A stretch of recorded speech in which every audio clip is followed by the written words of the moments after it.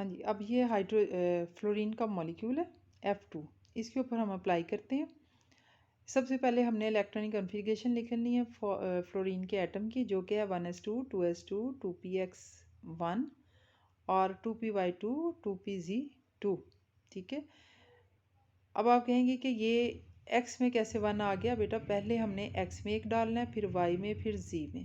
उसके बाद जब डबल शुरू करना है तो इन्होंने यहाँ से z से शुरू किया, इसको डबल किया, फिर इसको, और फिर एंड में ज़ाहिर है इसके पास एक बच गया, क्योंकि फ्लोरीन का एटॉमिक नंबर है 9। अब यहाँ पे देखें, ये फ्लोरीन के जो 1s वाला ऑर्बिटल है उसको सर्कल से शो करके 2 इलेक्ट्रॉन, फिर ये 2s इसका वैलेंस शेल, इसके 2 इलेक्ट्रॉन, इन्होंने यहाँ पे 2pz पहले लिख दिया, उसके 2 इलेक्ट्रॉन, 2py के 2 इलेक्ट्रॉन, 2px के पास एक है वो लिख दिया। ऐसे ही नीचे दूसरे हाइड्रोजन एटम का फ्लोरीन एटम का ये इलेक्ट्रॉनिक कन्फिग्रेशन हमने सारी इस तरह से लिखी। उसके बाद अब ये वाले जो ऑर्बिटल्स हैं 2px के, ये हैं हाफ फील्ड या पार्शली फील्ड, या इनके पास 1 अनपेयर्ड इलेक्ट्रॉन है, इसके पास भी और इसके पास भी। ये दोनों वेव फंक्शन की फॉर्म में ओवरलैप करेंगे, या ये दोनों एटॉमिक ऑर्बिटल ओवरलैप करेंगे। जब ये ओवरलैप करेंगे तो एक नया जो वेव फंक्शन कहें, मॉलिक्यूलर वेव फंक्शन कहें या मॉलिक्यूलर ऑर्बिटल कहें, वो बनेगा, और उसमें ये दोनों इलेक्ट्रॉन पेयर अप होंगे। जब ये पेयर अप होंगे तो इनकी स्पिन होगी ऑपोजिट। ठीक है। अब ये जो बॉन्ड बना है इसको हमने इस लाइन से शो किया, कोवलेंट बॉन्ड, एक फ्लोरीन एटम और ये दूसरे फ्लोरीन एटम है। बाकी ये जो डॉट हमने लगाए हैं 2 4 और ये 6, ये कहाँ से आए? ये 2, ये एक पेयर, ये दूसरा पेयर और ये तीसरा पेयर। ठीक है।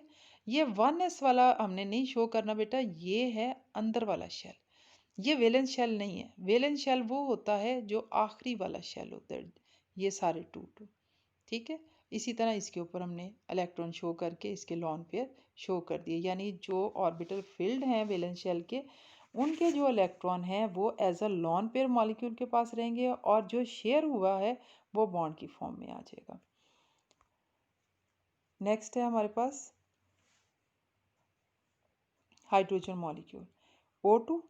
सबसे पहले इसकी इलेक्ट्रॉनिक कन्फिग्रेशन, इसका atomic number 8, 1s2 2s2 2px1 2py1 2pz2। ठीक है। ये हमने उसके बाद ये इनकी इलेक्ट्रॉनिक कन्फिग्रेशन को अब ये बॉक्स की फॉर्म में हमने लिखा, ये सर्कल बनाया 1s का, और उसके अंदर जो 2 इलेक्ट्रॉन थे अपोजिट स्पिन के साथ वो लिखे। अब ये वैलेंस शेल शुरू हुआ 2s, इसके 2 इलेक्ट्रॉन्स लिखे अपोजिट स्पिन, 2pz 2py और 2px। दूसरा भी हमने ऐसे ही लिखा। अब इसमें दो बॉन्ड बनेंगे, एक ये ओवरलैप होगा क्योंकि ये दोनों अनपेयर्ड थे, इसने इसके साथ ओवरलैप किया, उसके बाद इसने इससे ओवरलैप किया। जब 2 डबल बॉन्ड बनेंगे तो ये हमने 2 लाइंस लगा दी। ठीक है। अब इसके पास जो लॉन पेयर था, एक ये लॉन पेयर, ये हमने यहाँ पे लगाया, और दूसरा लॉन पेयर यहाँ पे आ गया। इस तरह ऑक्सीजन का जो मॉलिक्यूल बना उसमें डबल बॉन्ड आ गया, और हर एटम के पास 2 लॉन पेयर आ गए। ठीक है। नेक्स्ट है कि ऑक्सीजन के मॉलिक्यूल में सारे के सारे आपने देखे कि इलेक्ट्रॉन जो है ना मॉलिक्यूल के अंदर पेयर अप हो गए, कोई भी अनपेयर नहीं रहा। अब जब एक्सपेरिमेंट किया गया ऑक्सीजन मॉलिक्यूल के साथ तो ये पता चला कि इसका जो बिहेवियर है वो पैरामैग्नेटिक है, लेकिन इसका जो मॉलिक्यूल है वो बता रहा है कि नहीं, इसका जो बिहेवियर है ये डायमैग्नेटिक होना चाहिए।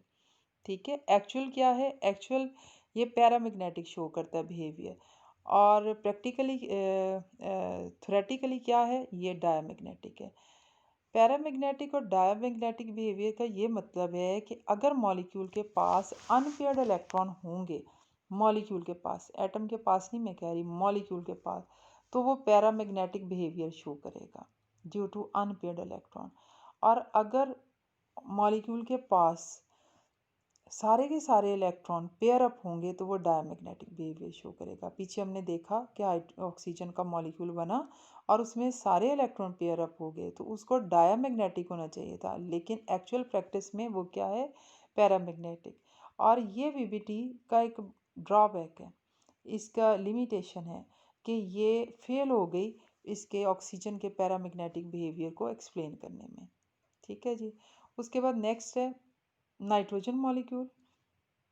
इसकी भी सबसे पहले electronic configuration 1s1 2s1 2pz 2py और 2px। ये जो लिखी हुई है यही मैंने यहाँ पे लिखी है। उसके बाद दूसरा एटम क्योंकि N2 है।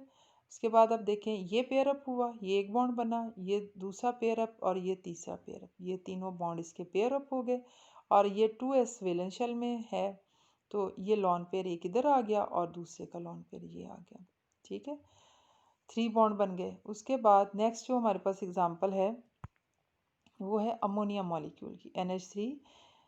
This molecule consist of 1 nitrogen atom and 3 hydrogen atom. Nitrogen atom has electronic configuration 1s2, 2s2, 2px1, 2py1, 2pz1, while hydrogen atom has 1s1 electronic configuration। अब जब हम इसको लिखते हैं, पहले हमने नाइट्रोजन लिखा 1s2, फिर 2s2, 2pz1, 2py1, 2px1 और ये हाइड्रोजन के 3 एटम्स अलग-अलग, ये 1s हाइड्रोजन का उसका एक इलेक्ट्रॉन, या दूसरे हाइड्रोजन का 1s, ये तीसरे हाइड्रोजन का 1s। उसके बाद इसने इसके साथ ओवरलैप करना है, इसने इसके साथ, और ये अब 3 बॉन्ड बनेंगे। नाइट्रोजन यानी single nitrogen atom 3 hydrogen atoms के साथ कोवलेंट बॉन्ड बनाएगा। ये एक कोवलेंट बॉन्ड, ये दूसरा, ये तीसरा और ये जो लॉन पेयर था वो हमने यहाँ लिख लिया। ठीक है, अब अकॉर्डिंग टू VBT ये जो एंगल है ये 90 का है। ये देखें ये 90 का एंगल है। एक्चुअल प्रैक्टिस में मॉलिक्यूल का जो एंगल था वो फाइंड आउट किया गया 10.3 डिग्री। तो VBT इस एंगल को एक्सप्लेन नहीं कर पाई। ठीक है, ये भी इसका ड्रॉबैक है कि VBT इस मॉलिक्यूल के एंगल को एक्सप्लेन नहीं कर पाई। उसके बाद नेक्स्ट आ जाते हैं। अब ये इसकी सारी हमने एप्लीकेशंस पढ़ी हैं, अब इसकी ये लिमिटेशंस हैं। यानी VBT आपने पढ़ी, मॉलिक्यूल्स पे अप्लाई की, ये बहुत सिंपल थ्योरी है। उसके बाद इसकी लिमिटेशन है, this theory is unable to explain the paramagnetic behaviour of oxygen molecule. यानी ऑक्सीजन मॉलिक्यूल एक्चुअली क्या है, पैरामैग्नेटिक, और according to this theory oxygen molecule को क्या होना चाहिए, डायमैग्नेटिक। तो ये थ्योरी इसका पैरामैग्नेटिक बिहेवियर एक्सप्लेन नहीं कर पाई। नंबर 2 इसका जो लिमिटेशन में आता है, the theory can not properly describe the shape and geometry of molecule. अभी हमने पीछे अमोनिया की एग्जांपल पढ़ी, उसकी शेप, ज्योमेट्री, एंगल, ये थ्योरी एक्सप्लेन नहीं कर पाई। यानी इसके अलावा अगर स्केयर प्लेनर है या ऑक्टाइडल ज्योमेट्री आती है तो ये थ्योरी नहीं बताएगी कि इसको कैसे डिफ्रेंशिएट करना है, कौन सा मॉलिक्यूल टेट्राहेड्रल देगा ज्योमेट्री और कौन ऑक्टाहेड्रल देगा। थर्ड वन है, it does not provide explanation to the formation of coordinate bond in which one of the bonded atoms gives both the electrons। यानी इस थ्योरी में कहीं भी कोऑर्डिनेट कोवलेंट बॉन्ड फॉर्मेशन का जिक्र नहीं है। यानी किस तरह से बनता है कोऑर्डिनेट कोवलेंट बॉन्ड ये नहीं बताया गया, क्योंकि इस थ्योरी की पहली ही जो कंडीशन है वो क्या है कि जो ओवरलैपिंग ऑर्बिटल्स हैं वो हाफ फील्ड या पार्शली फील्ड हो या उनके पास 1 इलेक्ट्रॉन हो, यानी अनपेयर्ड इलेक्ट्रॉन हो। जबकि कोऑर्डिनेट कोवलेंट बॉन्ड कब बनता है, जब एक ऑर्बिटल बिल्कुल वेकेंट हो और दूसरा ऑर्बिटल जो है वो फुली फिल्ड हो, और उनका जब ओवरलैप होगा फिर कोऑर्डिनेट कोवलेंट बॉन्ड बनेगा। तो ये थ्योरी कोऑर्डिनेट बॉन्ड को एक्सप्लेन नहीं कर पाई कि ये कैसे बनता है।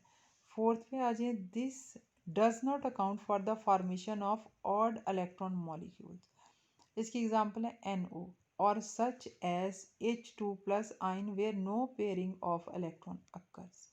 यानी कुछ हमारे ऐसे भी मॉलिक्यूल्स हैं जिनमें ऑड नंबर ऑफ इलेक्ट्रॉन्स होते हैं, यानी 1 आ गया, 3 आ गया, तो उसमें कैसे बॉन्ड बनता है। जबकि इस थ्योरी ने तो ये कहा है कि दोनों के पास जो बॉन्डेड एटम्स है 1 इलेक्ट्रॉन और बॉन्ड बन जाए। तो ये थ्योरी उन मॉलिक्यूल्स के पास जिनके पास ऑड इलेक्ट्रॉन्स हैं वो बॉन्ड फॉर्मेशन नहीं एक्सप्लेन कर पाई। एक एग्जांपल NO की है और दूसरी एग्जांपल है H2 प्लस। H2 प्लस में देखें कि एक हाइड्रोजन एटम जो है ना उसके पास इलेक्ट्रॉन नहीं है, जबकि दूसरे के पास एक इलेक्ट्रॉन है। मॉलिक्यूल तो बना, ये कैसे आयन तो ये बना, और ये कैसे बना, पेयरिंग तो नहीं हुई लेकिन फिर भी मॉलिक्यूल बना, यानी मॉलिक्यूल और आयन बन गया। तो ये किस तरह से बना, ये थ्योरी ये नहीं एक्सप्लेन कर पा रही। नंबर 5 पे, it can not explain the non existence of noble gas molecules.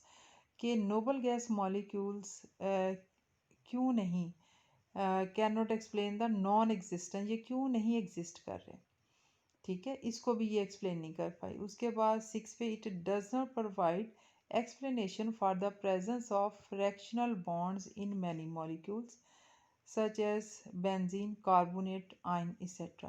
यानी फ्रैक्शनल बॉन्ड का मतलब है यानी कुछ बॉन्ड ऐसे भी होते हैं जैसे सिंगल बॉन्ड है, डबल बॉन्ड है, इनके दरमियान एक बॉन्ड है 1.5।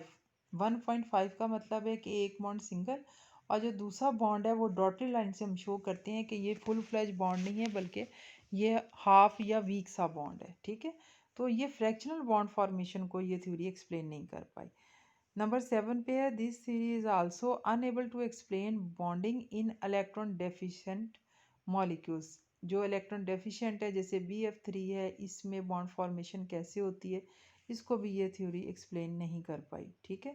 ये सारी इसकी ना लिमिटेशंस थी। हमने VBT यहाँ पे हमारी मुकम्मल हो जाती है। इसमें हमने क्या पढ़ा कि सबसे पहले हमने देखा कि bond formation actually covalent bond formation कैसे होती है, उसमें एनर्जी चेंजेस क्या आती हैं, और हमने इसमें क्वांटम मैकेनिक ट्रीटमेंट अप्लाई करके वेव फंक्शन वाला तो हाइड्रोजन मॉलिक्यूल पे डिटेल में पढ़ा। उसमें हमने बॉन्ड एनर्जी की वैल्यू कैलकुलेट की। पहले हमारी बॉन्ड एनर्जी वैल्यू प्रैक्टिकली और थ्योरेटिकली मैच नहीं हुई, फिर हमने इसमें थोड़ी सी और अमेंडमेंट की, कुछ और आइडियाज़ जैसे स्क्रीनिंग इफेक्ट और पोलराइजेशन इफेक्ट या आयनिक इफेक्ट इंट्रोड्यूस करवाया, और फिर बॉन्ड एनर्जीज की वैल्यू फाइंड आउट की गई तो हमारी एक्सपेरिमेंटल वैल्यू और थ्योरेटिकल वैल्यूज़ जो है ना वो मैच की। उसके बाद हमने अब इसको अप्लाई किया, जो हमारे पास प्रैक्टिकली मॉलिक्यूल थे। हाइड्रोजन पे तो हमने पहले अप्लाई कर लिया, फिर हमने इसे फ्लोरीन पे, नाइट्रोजन पे, ऑक्सीजन पे अप्लाई किया और NH3 पे अप्लाई किया, और साथ साथ थोड़े थोड़े जो ड्रॉबैक्स थे वो पढ़ते गए। उसके बाद लास्ट में हमने सारी इसकी लिमिटेशन पढ़ी। आपने इसकी लिमिटेशन भी याद करनी है अच्छी तरह से, इसकी एप्लीकेशंस अच्छी तरह से तैयार करें। हाइड्रोजन मॉलिक्यूल की जो ट्रीटमेंट है इसका बेसिक कंसेप्ट आप इसको समझें तो फिर आपके लिए ये थ्योरी समझनी ज़्यादा आसान हो जाएगी। आज के लिए इतना ही काफ़ी है। इंशाल्लाह कल फिर अगले लेक्चर के साथ आपसे मुलाकात होगी। अल्लाह हाफिज़।